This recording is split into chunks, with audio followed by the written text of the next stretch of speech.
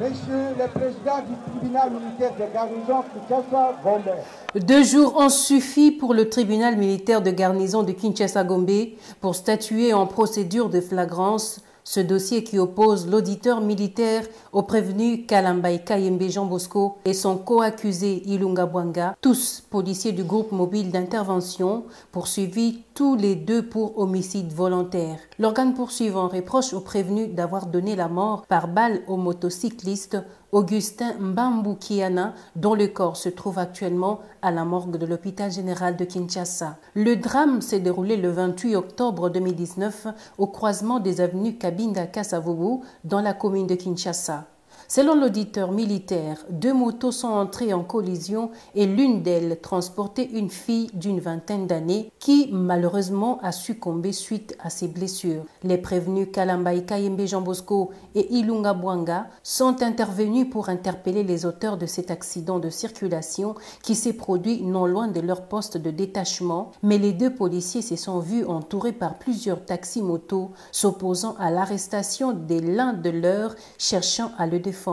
L'affaire tourne mal. Se sentant menacé, le prévenu Kalambaye Kayembe Jean Bosco se décide de tirer sur la foule. Malheureusement, la balle atteint Augustin Mbambu-Kiana. Le tribunal commence son instruction par l'identification des prévenus. Après cette procédure, la composition accorde la parole aux prévenus pour leur version des faits. Prenons la parole.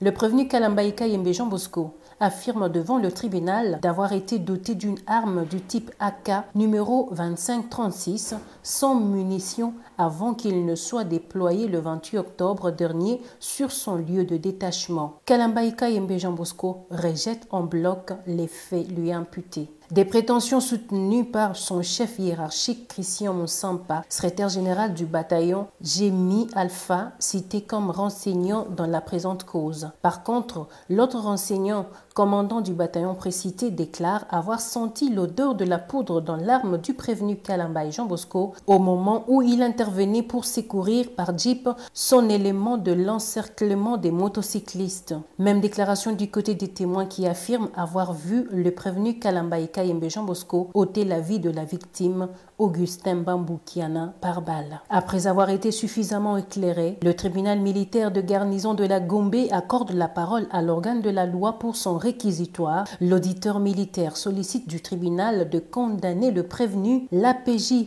Kalambaye Kayembe Jean Bosco, à la peine de mort. Un réquisitoire salué par la partie civile qui postule à son tour 100 000 $ américains de dommages et intérêts pour les préjudices subis. S'appuyant sur les articles 43, 44 et 45 du Code pénal tome 2, le tribunal établit l'infraction d'homicide volontaire mise à charge du prévenu Kalambaye Kayembe Jean Bosco et le condamne à la peine de mort. La composition par contre n'établit pas l'infraction d'homicide volontaire mise à charge du deuxième prévenu Ilunga Bwanga et par conséquent ordonne son acquittement. Une audience publique qui a connu la participation du commissaire provincial de la police de ville de Kinshasa et du député national Eliezer Tambwe. Le prévenu Kalambaye Kayembe Jean Bosco a été acheminé à la prison militaire de Ndolo où il va purger sa peine.